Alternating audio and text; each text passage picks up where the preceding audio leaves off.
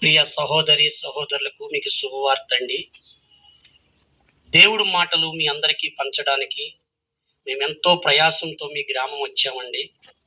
మరి మీరు ఏ పనిలో ఉన్నను ఒక 5 నిమిషాలు ఈ దేవుడు మాటలు ఆలకిస్తారని ప్రభు ప్రేరట మిమ్మల్ని బతిమాలు కొనుస్తున్నాము. 2000 సంవత్సరముల క్రితం అండి యేసుక్రీస్తు ప్రభు పురుషుడు భేదం లేకుండా ఆయన యొక్క దైవత్వము దేవుడే నరుడుగా కన్య అయిన మరియకు భూమధ్యపురములో ఇశ్రాయేలు దేశములో ఆయన జన్మించారండి.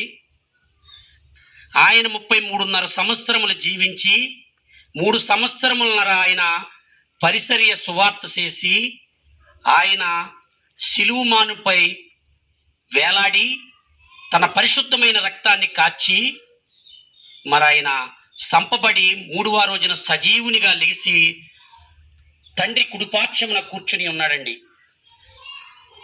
దేవుడు ఒక మాట చెప్పి ఉన్నాడండి పరిశుద్ధ గ్రంథంలో, లోకమును దేవుడు ఎంతో ప్రేమించి ఉన్నాడని. ఈ లోక ప్రజలనండి, ఈ లోకాన్ని ఎంతో ప్రేమించి ఉన్నాడండి. అది ఏ కారణం అంటే, మానవుడు పుట్టి భూమి మీద జీవించి కొన్నాళ్ళకి మనం ఈ భూమిని విడిచి వెళ్ళిపోతామండి. కానీ మనం అనుకుంటామండి ఇక్కడే జీవితం, ఇదే బ్రతుకు, ఇదే అని కొంతమంది అనుకోవచ్చండి. అయితే ఆత్మక సావు లేదు, శరీరం నిష్ప్రయోజనము, ఆత్మే జీవింపజేస్తున్నదని పరిశుద్ధ గ్రంథం బైబిల్ చెప్తుందండి. మరి ఆత్మ ఎక్కడికి వెళుతుందండి? మనము వెళ్ళిపోయామంటే, ఈ రోజు నేను ఇలా చనిపోయానంటే మనిషి వెళ్ళిపోయి పేరుని బట్టి పట్టాభి రాముడు వెళ్ళిపోయారు అంటారండి. మరి ఆత్మ ఎక్కడికి వెళ్తుందండి?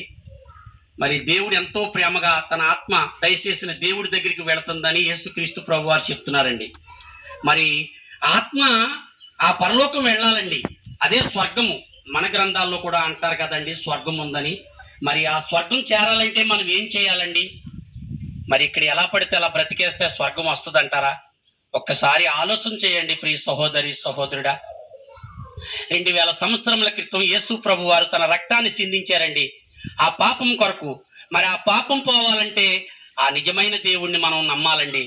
ఆ నిజమైన దేవుణ్ణి నమ్మి విశ్వసించి రక్షణ పొంది యథార్థంగా బ్రతికితే మన పాపాలు పోయి ఆ నిజాన్ని తెలుసుకుంటే ఆ నిత్య జీవం, ఆ యొక్క పరలోక రాజ్యం మనం చేరతామండి.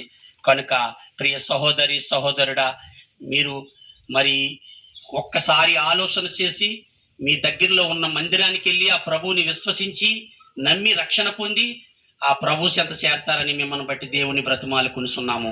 ఆమేన్, ఆమేన్.